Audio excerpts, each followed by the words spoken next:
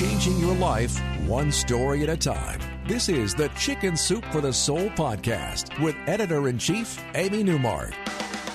Hey, it's Amy Newmark with your daily dose of Chicken Soup for the Soul inspiration to make you simply happy. Memorial Day weekend is up next, and you may be thinking about summer vacation.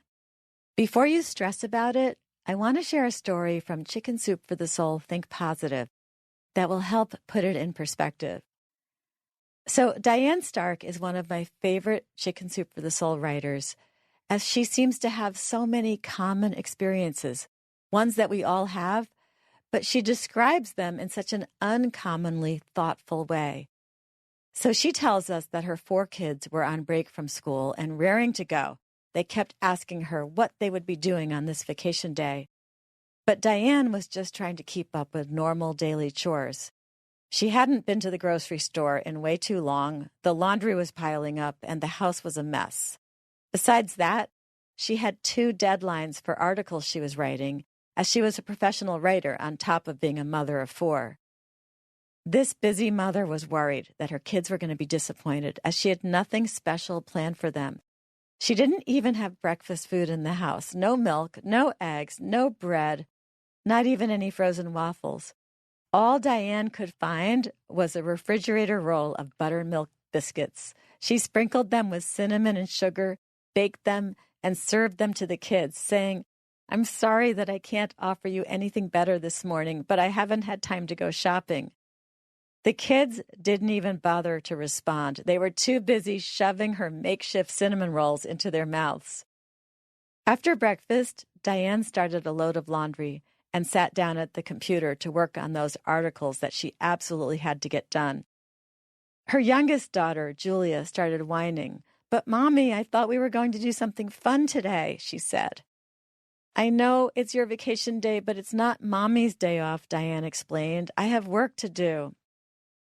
Julia continued to complain, so Diane improvised.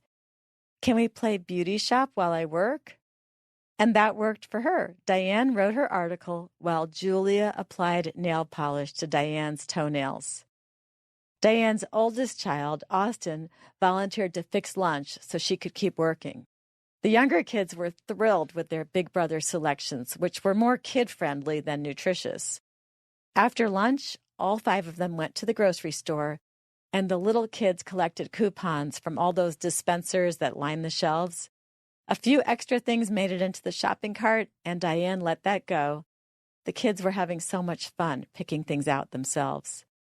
Back at home, the kids decided to play grocery store with the coupons they had collected.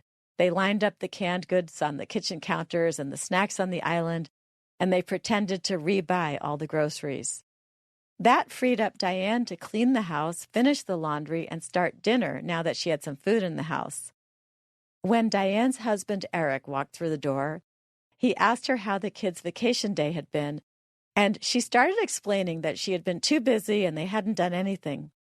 But she was interrupted by the kids, who were bursting with news about the fun day they had, eating those biscuits for breakfast, painting Mom's toenails while she worked, eating the lunch their big brother picked out for them, throwing extra things in the cart at the grocery store, and all the other out-of-the-ordinary things they had done. The kids were so excited.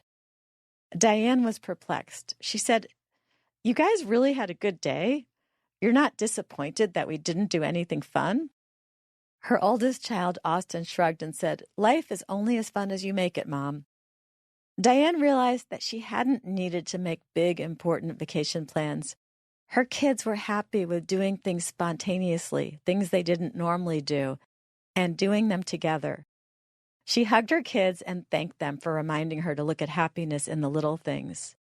So when you're thinking about vacation and that long summer that stretches out ahead of us, whether you're thinking about a vacation for yourself, your kids, or your grandkids, it's worth thinking about what makes vacation really fun.